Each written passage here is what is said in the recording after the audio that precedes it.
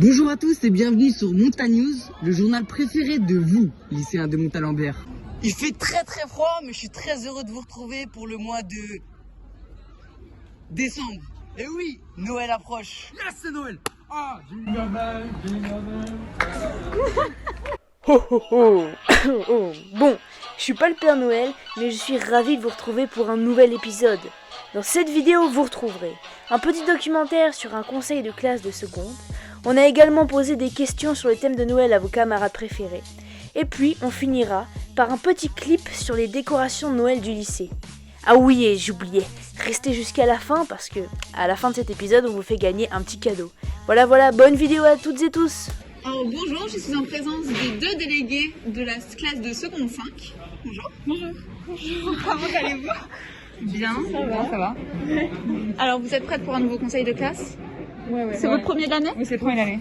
D'accord. Et comment l'avez-vous préparé? On a fait passer des fiches pour préparer le conseil de classe dans toute la classe. Et avec Domiti, on a du coup fait un résumé de l'ensemble des fiches. Après, on s'est réparti chacune un petit tas de feuilles. On a pu faire notre petit compte rendu séparé, puis ensemble se mettre d'accord sur ce qu'on allait dire et comment on conseille. Et comment appréhendez-vous ce qui va se passer?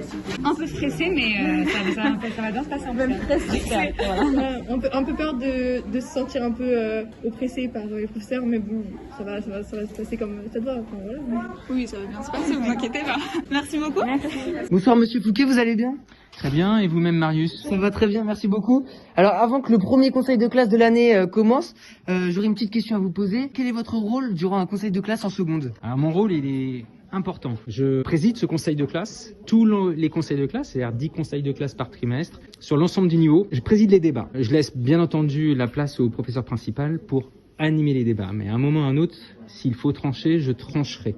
Mon objectif est d'harmoniser les décisions, d'harmoniser le suivi des élèves pour que, on va dire, le triptyque de Montalembert, qui est la bienveillance, la confiance et l'engagement, soit le même pour tout le monde. Il faut bien distinguer les conseils de classe de seconde du cycle de terminale. Ce qui ressort de la préparation des conseils est qu'il y a une assez bonne ambiance de classe, mais un peu trop de bavardage, et la classe reconnaît pleinement ça. Au niveau du travail, la classe est très hétérogène. Et en conclusion, il y a une bonne communication entre les élèves et leurs professeurs. Mais globalement, c'est plutôt positif.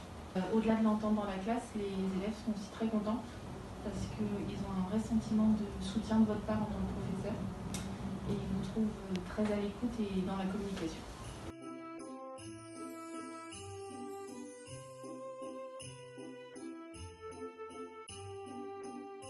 Quelles sont vos impressions, votre ressenti sur le déroulé, sur le fonctionnement, sur le temps consacré aux uns aux autres? Plutôt constructif, le temps est bien réparti sur chaque élève, pas de surprise. Mademoiselle?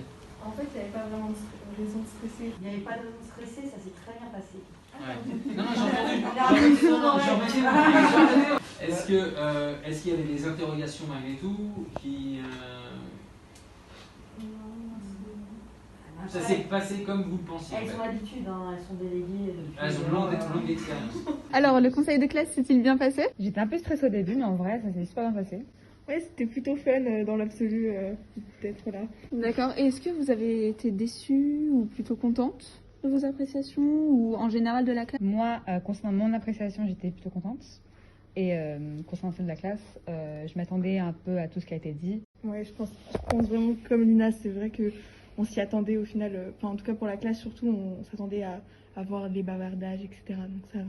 Donc pas de stress à avoir finalement. Non, pas de stress. Merci. Le conseil de classe est fini, je crois que ça s'est plutôt bien passé. Avant que vous partiez, j'aurais juste une petite question à vous poser. Pourquoi les parents délégués doivent-ils être là au conseil de classe? Tout simplement pour être présentés tous les autres parents qui ne peuvent pas être présents. L'idée c'est effectivement de voir comment ça se passe et puis nous après aussi de faire le relais dans l'autre sens. Parce que entre ce que vont dire les élèves et ce que vont dire les parents, il y a toujours une petite différence. Donc on est là pour ça aussi. Bonsoir Madame Seymour. Bonsoir. Vous venez d'assister au conseil de classe des secondes. C'est la première année que vous êtes responsable de la vie scolaire des secondes. Est-ce que vous êtes satisfait dans l'ensemble de ce conseil? Tout à fait, c'est un travail d'équipe et donc en équipe, nous décidons des appréciations pour le bulletin. Quel est votre rôle dans le conseil de classe? Bien sûr, je suis responsable éducative, donc je m'occupe de la vie scolaire et je m'occupe du bien-être des élèves. Très bien, merci beaucoup.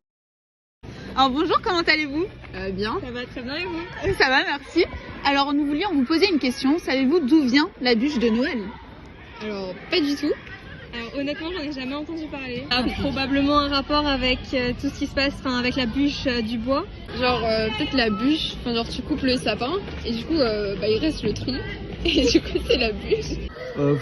Selon moi, la bûche de Noël, elle provient du Père Noël qui faisait du feu avec avec la mère Noël. Le Père Noël, ok, y a pas de problème. Et du coup, ils avaient juste choisi d'illustrer dans son sapin une bûche. Peut-être de l'Antiquité, je pense, pendant le catholicisme et tout, les gens ils étaient très croyants. Peut-être un plat typique et tout de l'époque, mais après, je sais pas, non, je suis pas sûr. Ouais, moi je pense à un rapport avec la religion. Enfin, moi je sais pas d'où ça vient, mais ça doit être dans ces eaux-là, ouais. J'en ai aucune idée, mais je pense que ça a sûrement un rapport avec les arbres, tout ce qui est bûche, c'est le principe. Et par contre, de quel pays ou pourquoi ça s'appelle bûche, j'en ai aucune idée. Alors est-ce que vous savez d'où vient la bûche de Noël? Ouais, je crois que c'est de Bretagne. De Bretagne? Ouais, parce que les Bretons, ils sont bons dans les chocolats. Moi, je pense que ça vient de Normandie, hein, avec le débarquement et tout. C'est pareil, Normandie-Bretagne. Très drôle, mais en attendant, personne n'a trouvé la réponse. On vous laisse débattre en commentaire et on vous dit tout ça le mois prochain. La solution de l'énigme du mois dernier, c'était facile.